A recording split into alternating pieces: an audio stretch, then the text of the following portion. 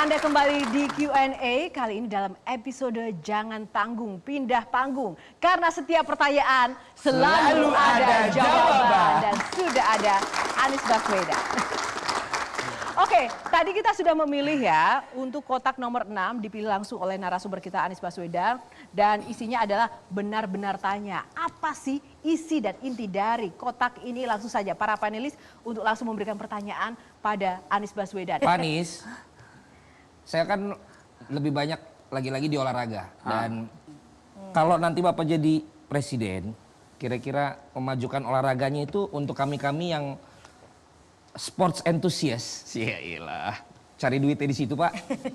Udah ada rencana belum Pak? Minimal saya kan KOL lah. Ada program apa gitu ya kan? Iya, ada program apa Pak? Ini jangan Indonesia mengajar betul Pak, kemudian turun tangan, kemudian kelas inspirasi. Nah, yang olahraga-olahraganya itu dipikirkan nggak Pak? Ya. Benar-benar nanya kan? Benar-benar nanya, benar-benar nanya. Oke, silakan Mas Anies. Ya, tapi gini, nomor satu kalau lihat apa sejarah masa lalu kan ada segala macam yang dikerjain ya, tapi yang ketulis kan paling cuman itu tadi yang dikutip tuh.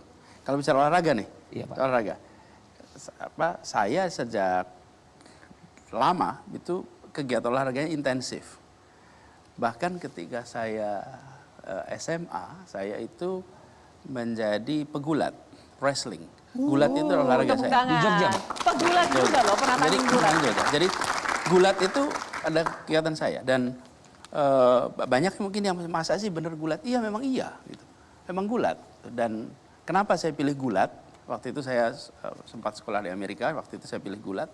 Karena gulat itu adalah sebuah olahraga yang kita bertandingnya dengan orang yang setara. Kan berdasarkan berat. Ya kan? Jadi di situ kesetaraan. Jadi olahraga itu bukan hal yang asing. Cuman memang ketika menulis banyaknya disebutnya dosen akademisi. Tapi nggak apa-apa, itu kan pilihan orang ngasih label ya. Tapi seperti saya bilang tadi, yang dikerjain itu bisa banyak. Terus apa? Saya mau sampaikan begini, jangan berpretensi tahu semua solusi untuk semua masalah. Enggak kok. Enggak, kita itu nggak tahu. Kita ini harus mau belajar. Dan itu yang saya kerjakan kemarin di Jakarta. Ketika ketemu dengan urusan penataan kampung, maka saya undang teman-teman aktivis kampung, orang-orang ahli-ahli yang urusan kampung, warga kampungnya. Yuk kita ngobrol sama-sama. Tujuan kita adalah membuat kampung yang sehat, kampung yang baik, yuk ngobrol. Jadi ketika sampai olahraga juga sama. Jadi pemerintah itu bukan kemudian punya semua jawaban atas semua masalah, bukan. Saya akan panggil Bung Valentino, Bung, menurut Anda ini masalah yang kita hadapi di dalam urusan olahraga ini, apa yang harus ada terobosannya? 4 hal. Apa yang harus diteruskan? Apa harus dikoreksi? Apa harus dihentikan? Apa hal baru saya kerjakan? Gitu kira-kira. Begitu itu ada, bisa kita bereskan. Kita ingin agar masyarakat kita, satu, sehat. Yang dua, olahraga sebagai hobi tumbuh berkembang. Dan olahraga sebagai prestasi mempesona bukan hanya di dalam negeri, tapi tamu yang hebat di negeri orang. Gitu Oke, tepuk tangan.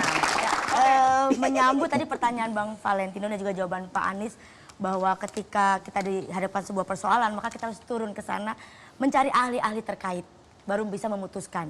Nah, yang saya pribadi khawatirkan, nih saya pribadi ya, ketika nanti Bapak sudah menjabat, Bapak sudah punya keputusan, sementara keputusan Bapak berbeda dengan keputusan ketua partai. Apa yang akan Bapak lakukan? Ya, ketika Bapak punya keputusan sendiri, sementara keputusan ketua partai beda. Bukan hal baru, Ki. Ambil keputusan, kemudian berhadapan dengan orang yang tidak setuju, berhadapan dengan orang yang berpandangan berbeda, itu hal rutin di rumah aja begitu kok. Kiki ambil keputusan, memang suami terus langsung otomatis setuju. Seringkali ada keputusan yang... Dia takut apa sama saya apa enggak Pak? Kalau dia takut, dia pasti iya. Dibicarakan, diomongkan, dijelaskan. Selalu ada jalan keluar. Ini tuh soal menjelaskan. Dijelaskan apa tidak. Dan kadang-kadang kita tuh menganggap kalau beda berarti musuhan. Kalau beda pandangan berarti berseberangan. Memang kita ini. Bukan. Saya cuma khawatir satu hal. Ketika Bapak sudah menjabat, Bapak punya keputusan sendiri, nanti Bapak diomelin. Kalau enggak karena saya mah kamu bukan siapa-siapa. Enggak ada apa-apa. Gimana tuh? Dan itu sudah gini, kalau lihat gitu, lihat kemarin aja. Kemarin ketika saya tugas, kan ada proses, ada siapa yang menominasikan, siapa yang mencalonkan, siapa yang mendukung.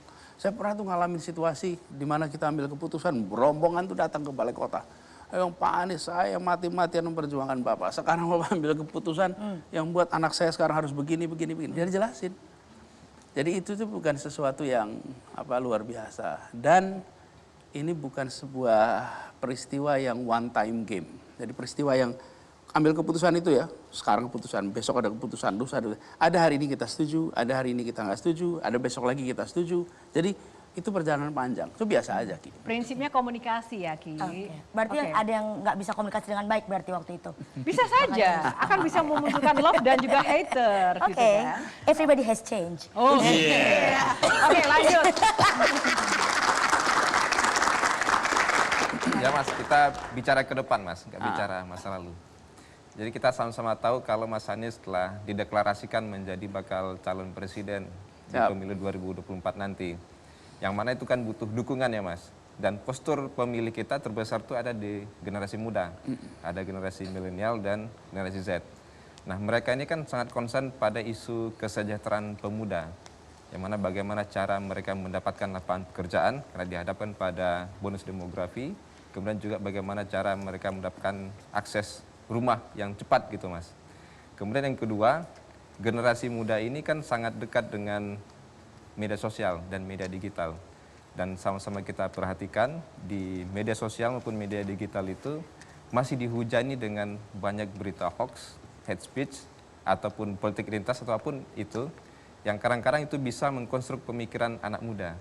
Nah kira-kira bagaimana strategi Mas Anies dalam memberikan pendidikan politik dan memberikan solusi atas persoalan-persoalan pemuda tersebut Mas? Sebenarnya anak muda itu ya selalu mau ada perubahan, itu anak muda kan mau baru terus gitu anak-anak muda ini. Jadi menurut saya aspek kebaruan itulah yang ditonjolkan. Lalu soal kebutuhan anak-anak muda tentang lapangan pekerjaan dan lain-lain, kita harus memperluas betul opsi bekal yang bisa didapat oleh anak-anak muda itu. Jadi kalau kita perhatikan kadang-kadang orang tua ini itu mengarahkan anak berdasarkan pengalaman pendidikan di masa lalunya. Padahal hari ini ada banyak sekali profesi-profesi baru yang 30 tahun lalu nggak ada. Gitu. Jadi saya berharap pada keluarga, pada lingkungan itu berikan ruang lebih jauh. Apa yang kerjaan pemerintah informasikan itu pada masyarakat. Lalu soal pendidikan politik. Kalau saya rasa anak muda sekarang udah melek politik kok. Jadi mengikuti, paham. Kalau nggak ada itu keramaian yang kita lihat sekarang ini. Investigasi netizen itu hampir semuanya anak muda kok yang mengerjakan gitu. Jadi sebenarnya anak muda bukan perlu kita kasih pendidikan politik seakan-akan kita lebih tahu politik gitu. Mereka juga tahu, mereka juga paham. Justru kita harus banyak mendengarkan pada anak-anak muda. Ya, seru sekali ya. Masih ada box-box yang belum dijawab oleh Anies Baswedan. Nah, kita akan lihat box apa saja ya yang nanti akan muncul pertanyaan-pertanyaan yang mungkin saja seru dan juga menarik. Seusai jeda, Q&A akan kembali. Karena setiap pertanyaan selalu ada jawaban.